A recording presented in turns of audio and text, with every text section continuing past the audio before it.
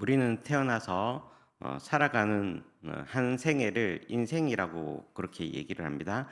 이런 인생에 있어서 여러 가지 감정들을 느끼게 되는데 대표적인 감정들을 우리는 희노애락이라고 그렇게 표현을 합니다.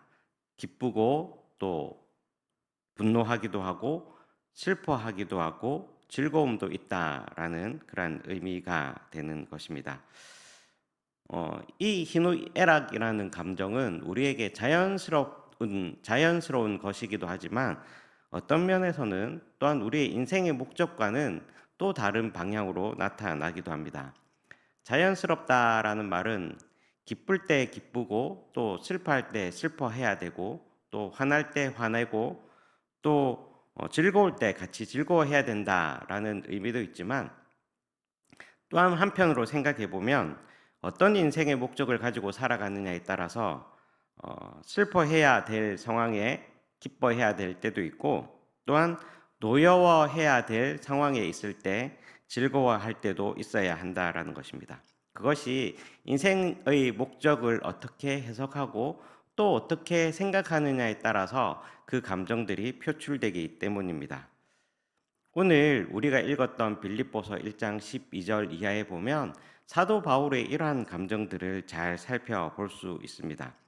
12절과 13절을 보면 사도 바울은 어떤 일을 당하여 있는데 그 일이 메인 일이라고 그렇게 표현되어 있습니다. 메인 일이다라는 말은 사도 바울이 감옥에 수감되어 있다라는 그런 의미입니다.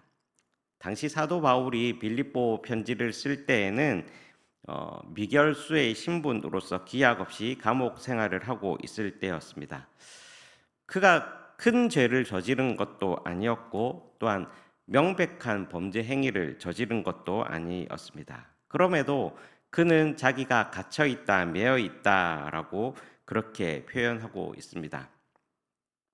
노여워할 수밖에 없는 그러한 상황이고 또한 자기의 범죄로 말미암아 자기가 어떤 이유로 갇혔는지 잘 모르기 때문에 두려워할 수도 있는 상황이고 또한 슬퍼할 수도 있는 상황이었습니다. 그런데 그런 상황 속에서 오늘 사도 바울의 고백을 한번 같이 보겠습니다. 본문 18절 말씀입니다. 18절 말씀을 제가 읽어 보겠습니다. 그러면 무엇이냐? 거칠애로 하나 참으로 하나 무슨 방도로 하든지 전파되는 것은 그리스도니 이로써 나는 기뻐하고 또한 기뻐하리라 말씀을 하고 있습니다. 옥고를 치르고 있음에도 불구하고 사도 바울은 기뻐하고 있고 또한 기뻐할 것이다 라고 얘기를 하고 있습니다. 자신이 슬퍼하고 화내야 할 상황임에도 불구하고 나는 지금 기쁘고 또 앞으로도 나는 기뻐할 것이다 라고 그렇게 고백을 하고 있습니다. 감옥은 외부로부터 차단되고 또한 다른 사람들을 쉽게 만날 수 없는 상황입니다. 뿐만 아니라 여러 가지 제약과 한계가 있기 때문에 심신이 건강한 사람이라 할지라도 수감 생활을 오래 하다 보면 육적으로나 신체적으로, 육적으로나 또 정신적으로 감정의 기복이 심해질 수밖에 없을 것입니다. 그런데 그런 감옥 속에서도 오늘 사도 바울은 기뻐하고 있고 또한 기뻐할 것이다 라고 얘기를 하고 있습니다. 그 이유가 무엇인가? 그것은 아까 제가 18절에서 읽었던 것처럼 하나님이 그러면 무엇이냐? 거칠애로 하나 참으로 하나 무슨 방도로 하든지 전파되는 것은 그리스도라라는 것 때문에 그는 기뻐하고 있습니다. 뿐만 아니라 20절에 보면 살든지 죽든지 내 몸에서 그리스도가 존귀하게 되게 하려 한다라고 얘기를 하고 있습니다. 사도 바울이 살아가는 이유는 자신의 삶을 통해서 복음이 전파되어 복음의 핵심인 그리스도이신 예수님께서 존귀하게 되는 것이었습니다. 여기에서 그리스도가 존귀하게 된다라는 의미는 그리스도께서 영광과 찬양을 받으시게 된다라는 것입니다. 즉, 바울의 인생의 목적은 복음 전파를 통해 그리스도이신 예수님께서 영광을 받으시고 찬양을 받으시게 되는 것이었습니다. 그러므로 시위대 안 감옥에 갇혀 있던 상황은 사도 바울은 시위병들에게 복음을 전할 수 있어서 기뻐할 수 있었던 것이고, 또한 자신이 감옥에 수감되어 있는 상황을 틈타서 시기심으로 복음을 전하는 사람들이 나타나는 것 또한 그에게는 또 다른 기쁨의 소식이 될 수 있었던 것입니다. 그 모든 것이 복음 전파를 통해서 그리스도께서 영광과 찬양을 받게 되시는 그의 인생의 목적이었기 때문에 가능한 일이었습니다. 이 시간 함께 예배를 드리는 우리 은성교회 성도 여러분들도 우리 그리스도인의 인생의 목적이 사도 바울과 동일해야 할 줄로 믿습니다. 그것은 바로 그리스도인 예수님을 존귀하게 해드리는 것입니다. 우리의 삶을 통해 복음이 전파되므로 그리스도이신 예수님께서 영광을 받으시는 것이 바로 우리 은성교회 교인 그리스도인들의 인생의 목적이 되어야 할 것입니다. 그에 따라서 우리의 모든 상황들이 그 목적들을 이루기 위한 관점에서 이해되고 또 수용되어야 할 것입니다. 비록 내게 어려움이 찾아온다 할지라도 그 상황을 통해서 내가 누군가의 복음을 전할 수 있고 또한 복음이 전파되는 계기만 마련될 수만 있다면 우리는 그 사실 하나만으로도 기뻐하고 우리에게 다가온 어려움을 이겨낼 수 있어야 할 것입니다. 그런 신앙의 몸부림은 분노해야 될 상황에 기뻐하고 슬퍼해야 할 상황에 오히려 즐거워하는 복음의 역설, 파라독스를 경험하게 되는 은혜의 통로가 될 것입니다. 한편으로는 복음이 온전하게 전파되고 그를 통해 그리스도이신 예수님께서 영광과 찬양이 돌려지기 위해서는 필요한 전제 조건이 하나 있습니다. 우리 27절 말씀인데 27절 말씀을 함께 한번 읽어 보시겠습니다. 27절 앞부분만 읽어보겠습니다. 시작. 오직 너희는 그리스도의 복음에 합당하게 생활하라라. 아멘. 우리가 복음이 온전하게 전해지기 위해서 우리가 해야 될 것은 무엇인가?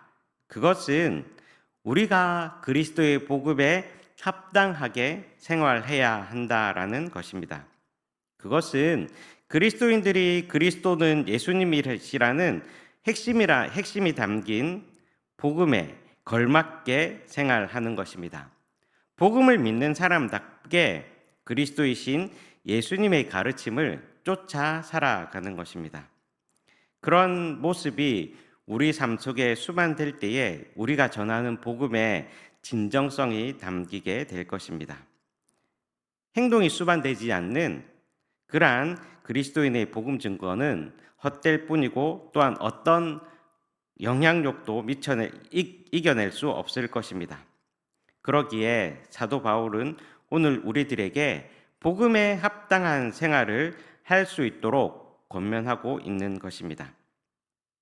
그런데 복음에 합당한 삶을 살아가려는 그리스도인들의 노력은 때로는 반대 세력과 부딪히기 마련입니다.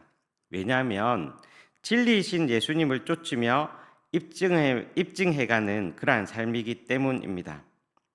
바울 당시에도 복음, 또 그리스도인들을 대적하는 많은 사람들, 또 거짓 가르침을 가르치는 이단들이 있었습니다. 바울은 그런 주변의 위협과 또한 유혹이 있을지라도 회피하지 말고 담대하게 복음을 전할 것을 요청하고 있습니다. 한마음 한뜻으로 신앙을 위하여 협력할 수 있는 우리들에게 지체가 있고 또 그런 싸움을 이겨낼 수 있도록 주님께서 은혜를 허락해 주시기 때문입니다. 여러분, 우리가 그리스도인으로 살아갈 때에 그 어떤 어려움도 또 그 어떤 영적 싸움도 없다라는 것은 어떻게 보면 우리에게 좋은 일인 것처럼 보일지는 몰라도 영적으로는 어떻게 보면 부끄러운 일일 수도 있습니다. 복음을 전하기 위해서 복음에 합당한 삶을 살아가는 것, 또한 그리스도이신 예수님께서 영광과 찬양이 되기 위해서 예수님의 가르침을 쫓아가는 삶은 결코 쉬운 일이 아니기 때문입니다. 우리는 예수님께서 말씀하신 대로 좁은 길, 좁은 문으로 가라라고 하신 예수님의 말씀대로 다른 사람들이 가는 편하고 쉬운 길을 가는 사람들이 아니라 예수님께서 보여주신 고난의 길, 힘든 길을 쫓아가는 복음의 삶을 사는 사람들입니다. 그러므로 우리가 오늘 하루도 살아갈 때에 복음을 전파하는 고난의 길이 있다면 그 길을 선택하며 회피하지 않는 세상 사람들이 가는 넓은 길로 가는 것이 아니라 좁은 길로 감으로 말미암아 예수님의 뜻을 이룰 수 있는 우리 성도님들이 되시기를 주님의 이름으로 축복합니다. 죄인된 우리를 그리스도인으로 불러주신 것은 오직 하나님의 은혜입니다. 그 은혜를 헤아려 보면 그 은혜 안에는 우리를 향하신 주님의 기대와 또 소원이 담겨져 있습니다. 주님께서 우리를 그리스도인 예수님의 제자로 부르신 목적이 그 안에 담겨져 있습니다. 그것은 우리의 삶을 통해 우리의 증거를 통해 복음이 전파되고 그것을 통해 주님께서 영광과 찬양을 받으시기 위함입니다. 그것이 우리가 그리스도인으로 이 땅에 살아가는 이유이고 또한 우리가 살아가는 목적이 되어야 할 것입니다. 오늘 하루도 이 말씀을 기억하고 묵상함으로 오늘도 주님의 기쁨이 되어드리는 그러한 귀한 삶을 살아가시는 우리 성도님들 되시기를 주님의 이름으로 축원드립니다. 같이 기도하겠습니다.